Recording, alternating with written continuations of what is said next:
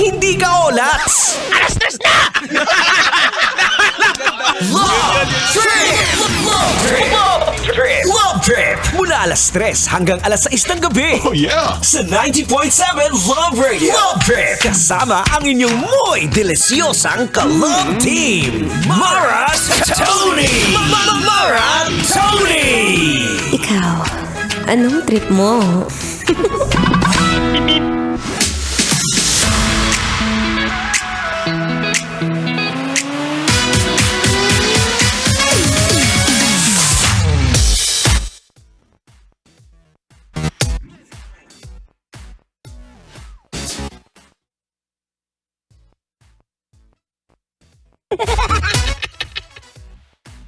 Hello, naririnig nyo ba ako?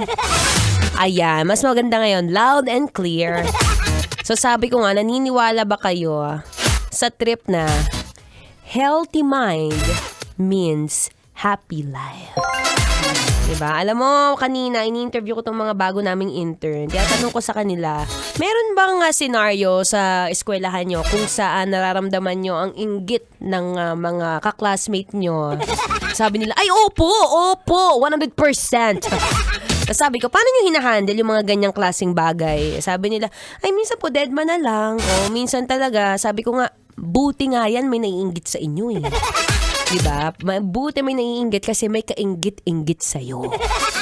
Pero syempre, sa panahon ngayon, lalo na may gera sa Amerika, tsaka dyan sa, anong kinukuha na ng oil? Sa Israel? O Iran? O, diba? Basta ay. May gera na nga dyan at syempre mahirap naman kung mismo sa sarili mo, may gera rin sa puso mo.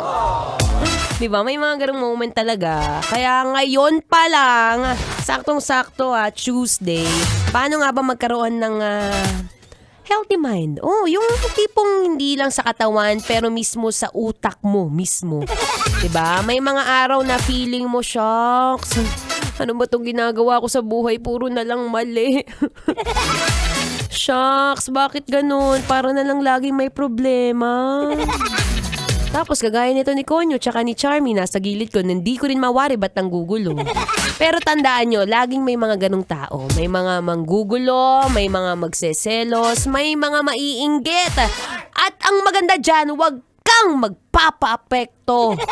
Ganun lang yon. So, paano mo gagawin yon? Siyempre, first step, huwag kang magkaroon ng comparison sa iba. Focus on your own, babe. Ba't naninilip ka? Kung ano yung goal mo, kung ano yung sa tingin mong magaling ka, dun ka mag-work. Hayaan mo yung mga sinasabi nila. Tandaan, pag-inggit, fake it.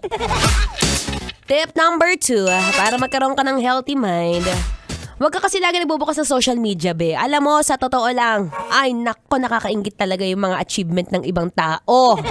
Pero syempre, lagi mo tandaan, may susunod na music pa ako.